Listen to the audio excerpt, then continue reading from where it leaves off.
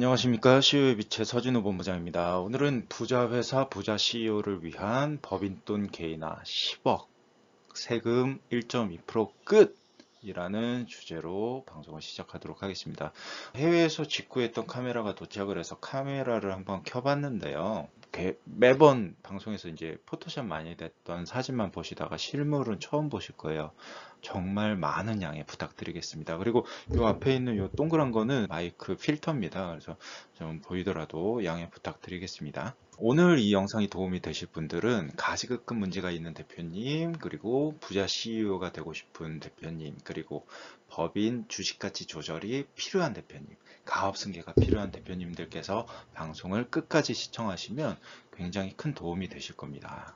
그럼 방송 시작하겠습니다. 기업의 성장 사이클입니다. 기업은 법인을 처음에 설립을 하고, 법인을 설립할 때 개인 사업자에서 법인으로 오시는 대표님도 계시고, 아니면 그냥 설립을 하는 대표님도 계시겠죠. 그럼 법인을 일단 설립을 했어요. 그 다음에 제도 정비라는 걸 하게 됩니다. 제도 정비라는 거는 우리 정관에 대한 정비, 그리고 노무에 대한 정비를 하고요.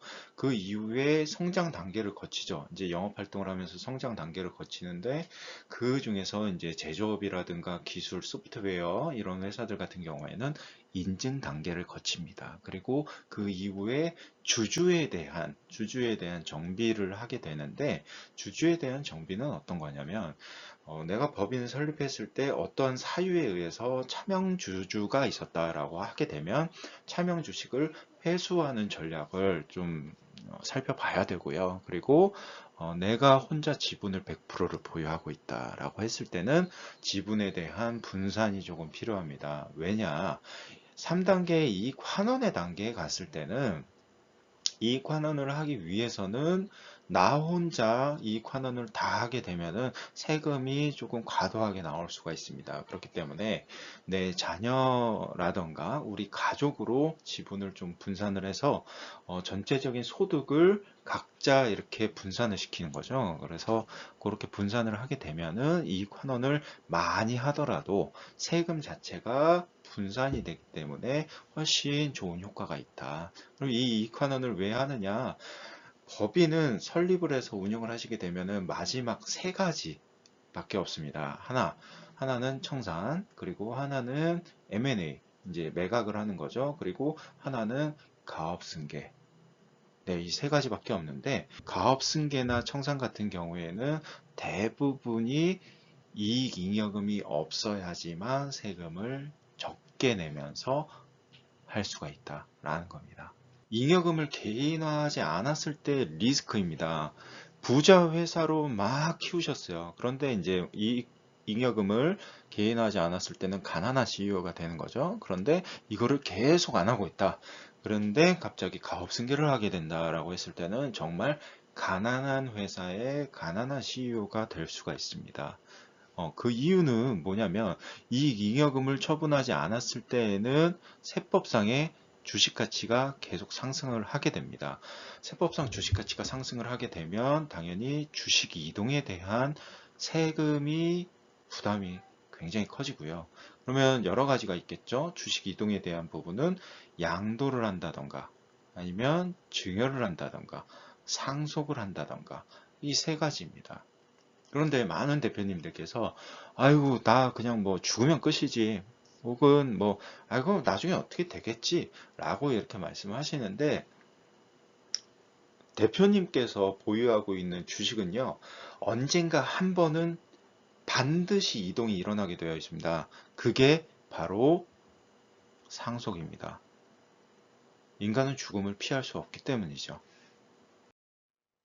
그래서 이익잉여금 출구 전략에 대해서 제가 지난 방송에도 말씀을 드렸었는데 여러 가지가 있죠. 보수를 받아가서 잉여금이 애초에 좀 많이 쌓이지 않게 하는 방법, 그리고 퇴직금으로 마지막에 한번 크게 받아가서 잉여금을 확 줄이는 방법. 근데 퇴직금 같은 경우에는 딱 한 번 활용을 할 수가 있는 거고, 산업재산권 같은 경우에는 저는 실질적인 특허라든가 특허 때문에 혹은 다른 뭐 디자인 혹은 상표권 때문에 매출이 일어난다, 이런 것들을 제외하고는 가짜로 만들어서 하거나 그런 것들은 절대 하면 안 된다라고 말씀드립니다.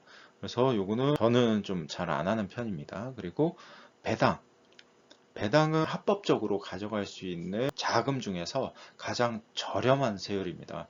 대부분의 대표님들께서 내가 급여를 가져가고 그 다음에 급여에 대해서 세금을 내죠. 그리고 배당을 또 가져가게 되는데 배당에 대해서 또 세금을 내는 거예요. 그러니까 세금을 두 번을 내다 보니까 나는 세금을 많이 내 라고 이렇게 생각을 하시는데 절대 그렇지 않습니다. 절대 그렇지 않고 급여와 배당을 합산해서 세금을 가져갔을 때는 오히려 절세 효과가 일어나게 됩니다. 어떤 거에 대해서 내가 급여만 가져가는 것보다는 배당하고 합산을 해서 가져가는 게 훨씬 절세 효과가 크다. 그리고 자사주 매입입니다. 오늘 내용의 핵심이 될 수도 있고요. 자사주는 양도가 있고 소각이 있습니다. 그리고 신자본환원. 신자본환원을 이제 방송에서 몇 번 말씀을 드렸었는데 대부분 이제 대표님들께서 신자본환원은 자본금이 뭐 7억, 10억, 뭐 15억, 20억 이렇게 돼야지 좀 많이 할 수 있는 거 아니냐. 라고 말씀을 하시는데 오늘 방송에서는 자본금이 뭐 2억, 3억 요 정도만 돼도 충분히 법인 돈을 10억을 개인화하는데 1.2%면 10억을 개인화할 수 있는 전략을 좀 설명드릴 거예요. 그래서 단순하게 그냥 내가 자사주만 해서 10억을 갖고 온다, 자본화만 해서 10억을 갖고 온다 이런 것들을 설명드리지 않을 겁니다. 설명드리지 않는다라고 말씀드렸는데 간단하게만 설명드릴게요. 이것도 예전 방송에 있었던 내용이긴 한데 급여, 배당, 퇴직금 이 친구들은 사실상 오늘 내용하고 크게 관련은 없습니다. 그리고 자사주에 대한 부분, 그리고 세금을 최소화시킬 수 있는 증여후 자사주, 그리고 증여후 이익소가, 그리고 신자본 환원에 대해서 설명을 드릴 거고요. 자사주는 양도세죠. 양도세인데 증여후 자사주를 하게 되면 세금이 없고요. 증여후 이익소각을 하게 되면 세금이 없습니다. 그리고 신자본환원은 애초에 내가 투자한 자금을 회수하는 거기 때문에 종합소득세가 부과가 되지 않습니다. 예전에 이익잉여금 추구 전략에 대해서 방송을 한 번 더 보시면 이 페이지가 좀 쉽게 이해가 가실 겁니다. 근데 오늘은 이 단순하게 한 가지만 가지고 10억을 가져온다라는 내용이 아니기 때문에 전략을 좀 설명드리겠습니다. 자, 과거 2020년도의 개정세법입니다. 2020년도에 좀 굉장히 큰 이슈가 있었어요. 뭐가 있었냐면 일단은 소득세 10억 초과의 소득을 올리시는 분들 같은 경우에는 45%의 종합소득세를 납부한다라고 변하게 됐었고, 그리고 두 번째는 이거는 좀 좋은 거죠. 증권거래세가 0.45%에서 0.43%로 인하가 된다. 그리고 23년에는 0.35%로 인하가 되는 것으로 확정이 되어 있습니다. 그리고 지금 이제 많이 못하는 초과배당 할 수 있습니다. 이거는 노하우이기 때문에 다음 방송에 간단하게 언급을 드릴 거고요. 초과배당 할 수 있습니다. 세금 적게 내면서. 그래서 초과배당을 21년부터 하게 되면은 내가 가지고 있는 지분율보다 높게 배당을 받는다라고 하면은 그 높게 받는 부분에 대해서 증여세를 납부해라. 그러니까 세금을 납부해라죠. 제가 이 차등배당에 대해서 과거에 굉장히 많이 했었거든요. 근데 그때도 기장세무사님들이건 대표님들이건 이거 불법 아니냐, 불법 아니냐 라고 했었는데 결국에는 이렇게 법을 바꿈으로 해서 불법이 아닌 게 증명이 된 거죠. 자, 오늘의 핵심 내용은 요겁니다. 배우자로부터 증여받은 주식 양도 시 필요 경비 계산 특례라는 겁니다. 여기 중요 내용을 보시면 양도일로부터 소급하여 1년 이내 부동산은 증여를 받고 5년 이내에 양도를 하게 되면은 세금이 부과가 되죠. 그런데 이 주식 같은 경우에는 기간이 없었어요. 기간이 없었는데 이제 기간이 생기는 이유가 뭐냐면 하도 이익소각이라든가 뭐 증여 후 뭐 이익소각 뭐 증여 후 자사주 이런 것들을 너무 많이 하다 보니까 과세관청에서는 세금을 거둘 수 있는 게 줄어드는 거죠. 그렇죠? 이게 불법은 아닙니다. 불법은 아닌데 그냥 너무 뭐라 그러죠? 세금을 줄이려는 의도가 너무 다분했다? 그럼 세금을 줄이려는 의도가 다분하게끔 법을 만들어 놨으니까. 그리고 누가 세금을 많이 내고 싶겠습니까? 그렇죠? 그런데 1년 이내에 배우자에게 증여받은 주식을 양도를 하게 되면, 여기 이거 핵심이에요. 잘 들으세요. 양도를 하게 되면은 배우자한테 증여받은 그 증여가액이 나한테 적용이 되는 게 아니고, 애초에 증여하기 전 배우자가, 그러니까 남편분께서 배우자, 이제 와이프한테 6억을 예를 들어서 증여를 한다. 그러면 이거를 바로 1년이 안 됐을 때 6억 원에 받아서 6억 원에 판다라고 했을 때 그 취득가액 6억을 인정을 해주는 게 아니고, 애초에 이 남편분께서 처음에 취득했던, 대부분은 처음에 취득했던 단가가 액면가일 거예요. 그러니까 그 단가를 적용을 한다라는 거죠. 네, 이거 굉장히 중요한 겁니다. 그래서 이 법은 언제부터? 23년 1월 1일 이후부터 적용이 된다. 그런데 모 컨설턴트들은 이제 그렇게 말합니다. 22년이 마지막입니다. 22년이 지나면 23년부터 이 1년에 대한 기간이 생기기 때문에 지나면 할 수가 없습니다. 할 수가 없긴요. 1년 잘 지키면 되죠. 그리고 물리적인 시간은 6개월밖에 차이가 안 나요. 6개월. 이걸 이제 대표님들께서 많이 모르시니까 그렇게 속을 수가 있어요. 근데 절대로 지금 현재 상태에서 올해가 마지막입니다. 올해가 마지막입니다. 이거 절대 속으시면 안 됩니다. 아셨죠? 이거 굉장히 중요한 핵심입니다. 그래서 요 내용을 좀 살펴보면 이겁니다. 자기 주식. 자기 주식이라는 거는 뭐냐면, 대부분 대표님들께서 모르시니까 간단하게 설명드릴게요. 이 법인이 있죠, 법인. 법인이라는 게 처음에 설립을 하게 되면은 주식이라는 걸 발행을 하죠. 그렇기 때문에 대표님께서 그 주식을 법인에서 다 사는 거예요. 자본금을 넣었으니까. 그러면 법인 입장에서는 내가 발행했던 주식을 다시 회수를 해오는 거거든요. 그게 자기 주식 매입이라는 거예요. 이거보다 더 쉽게 설명드릴 수는 없어요. 네. 그런데 여기 보시면 보유와 소각의 차이라고 써 있는데, 차이점은 딱 세금 내역만 보시면 됩니다. 소각 이외의 목적은 보통 보유의 목적입니다. 보유의 목적, 뭐 출연의 목적. 소각은 주식을 없애는 거고요. 없앤다. 얘는 보유를 하던, 누구한테 증여를 하던, 아니면 우리 사주로 가져가던, 아니면 뭐 보유했다가 뭐 진짜 인재를 뽑아서 그 인재한테 주식을 주면서 스카웃을 해온다. 뭐 이런 개념이죠. 근데 여기서 차이점을 보면은, 보유 목적은 양도 차익에 대해서 양도소득세를 냅니다. 양도소득세. 양도소득세를 내는데, 만약에 이게 소각을 하게 된다라고 하면은 배당소득세로 짜잔 하고 변신을 하게 됩니다. 그러면 양도소득에 대해서 말씀을 드리면, 양도세는 3억까지는 20%, 3억 초과분에 대해서는 25%죠. 네. 그런데 배당소득세는 최고 구간이 종합소득세이기 때문에 45%입니다. 그래서 이 갭의 차이가 굉장히 큰 거죠. 물론 증여 후 23년부터 생기는 법을 잘 지켜가지고 그냥 그 증여받은 가액을 인정받고 그렇게 해서 다시 매각을 한다라고 했을 때는 세금은 없습니다. 그럼 볼까요? 배우자가 이건 그냥 예시법인입니다. 자본금 3억인데 주당 가치가 40만 원이 되어 있고 이 회사의 시가가 120억.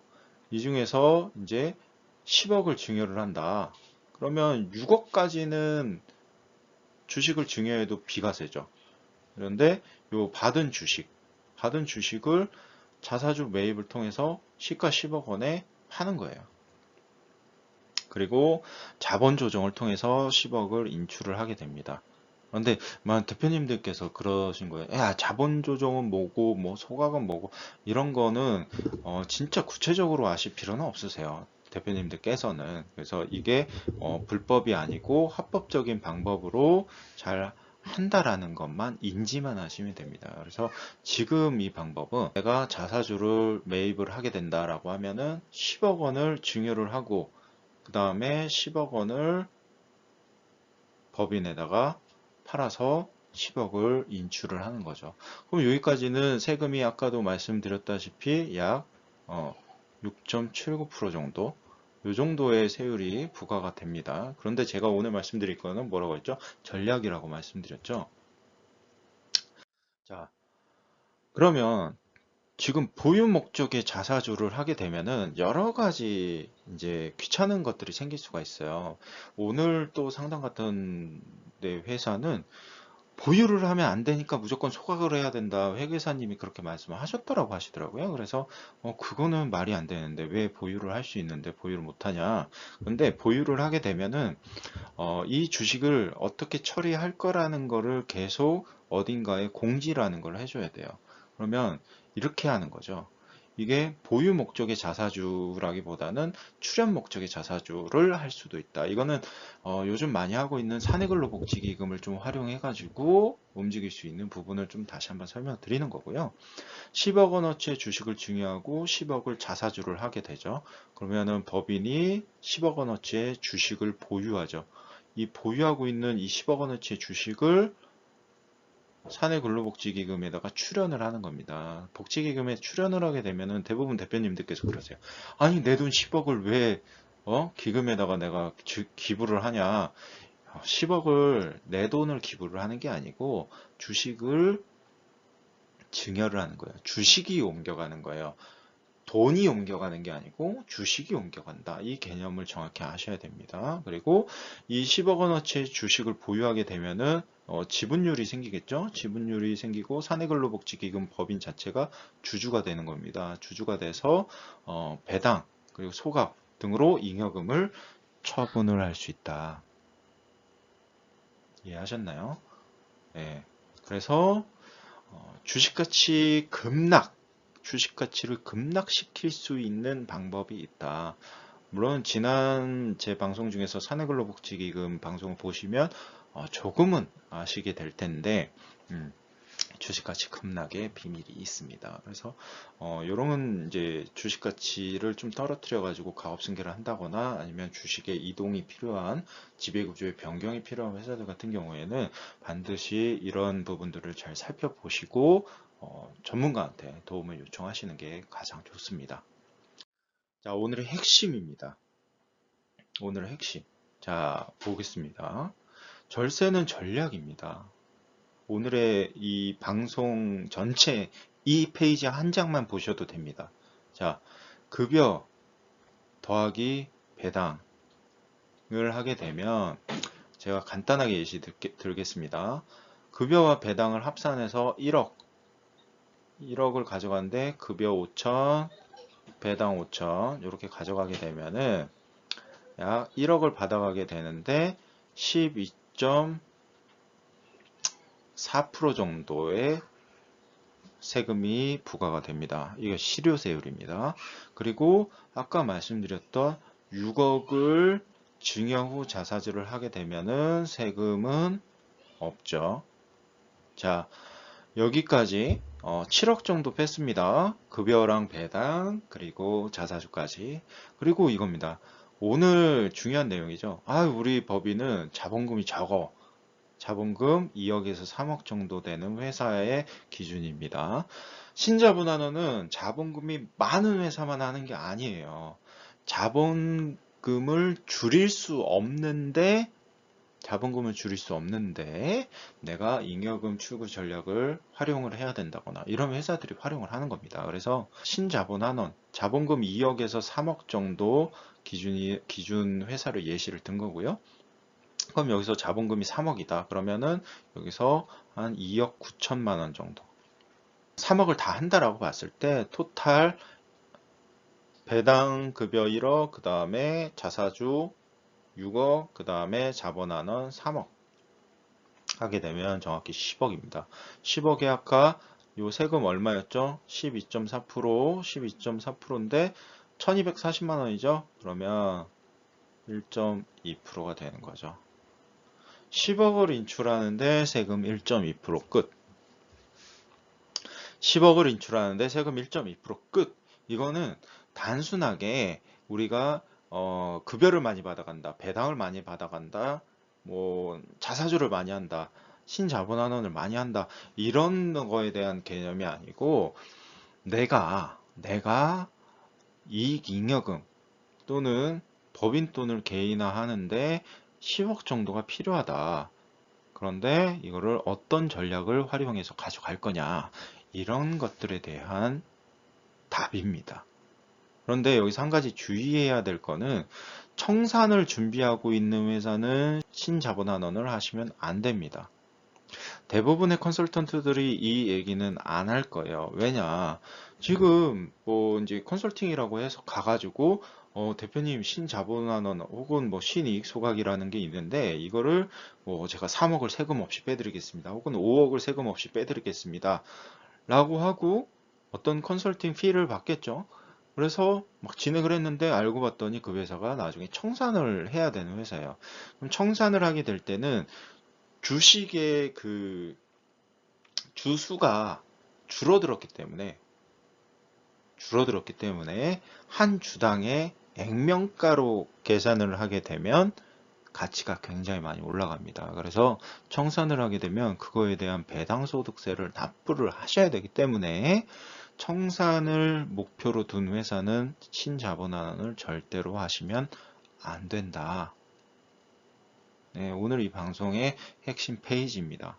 잉여금 출구 전략을 어떤 거를 활용을 하든 간에 내가 한 가지만 해서 잉여금을 줄인다, 혹은 한 가지만 해서 내가 주식 가치를 떨어뜨린다, 한 가지만 해서 가지급금을 창환을 한다, 한 가지만 해서 가업승계를 한다, 이런 것들은 맞지 않습니다.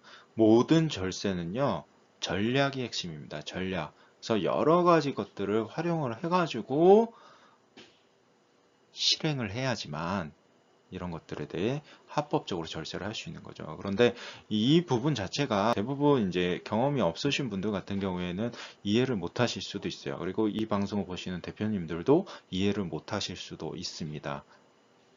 안 해보셨으니까. 10년 동안 이것만 해왔으니까 전략에 대해서 좀 설명을 드리는 거고요. 만약에 이런 부분에 대한 상담이 필요하신 대표님 같은 경우에는 상담 신청 남겨주시면 제가 성심성의껏 말씀드리도록 하겠습니다. 사내근로복지기금 활용을 어떻게 하냐? 아까 이제 잠깐 자사주 때 사내근로복지기금 말씀드렸는데, 직원복지의 나비효과라고 부릅니다. 직원복지를 어떻게 하면 좋냐? 저는 이렇게 설명을 드리거든요. 여기서 간단하게 설명드리면, 법인이 복지기금에 출연하는 거는 100% 손비 인정. 손비 인정은 법인세 절세, 그렇죠? 그리고 출연받은 기부금은 증여세가 전액 비과세입니다. 그리고 근로자한테 활용하는 이 자금들은 근로소득이 아닌 증여소득이다. 근데 비과세 활용이다.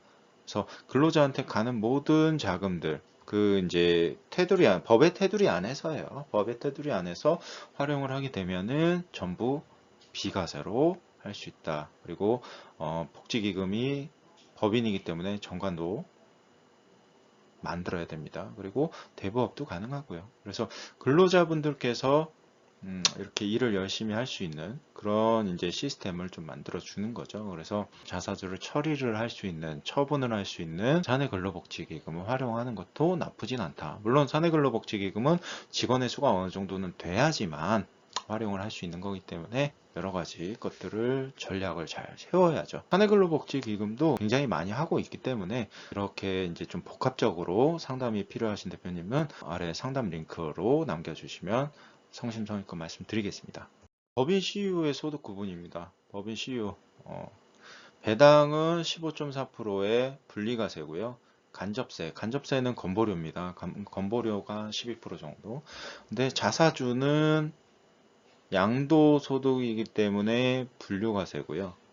그리고 신자본환원은 세금이 없죠. 그리고 퇴직금도 분류과세입니다.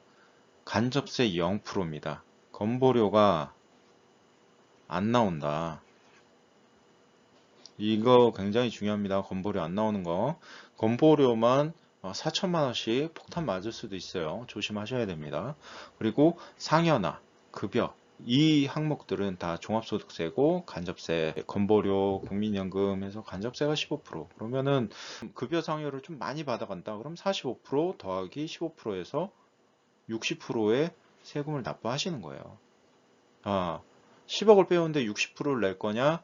제가 오늘 설명드렸던 1.2%만 내고 해결을 할 거냐? 이 부분에 대해서는 대표님들의 선택입니다. 오늘 내용 도움이 되셨을 거라고 생각을 합니다. 그리고 진짜 이 부분은 한 가지만 전략을 세워야 되는 게 아니기 때문에 복합적으로 전략이 필요합니다. 이런 복합적인 부분들이 필요하신 대표님들 같은 경우에는 더 많이 찾아보시고 진짜 전문가한테 맡기시도록 이렇게 조치를 취하면 진짜 합법적으로 절세를 하실 수가 있으실 겁니다.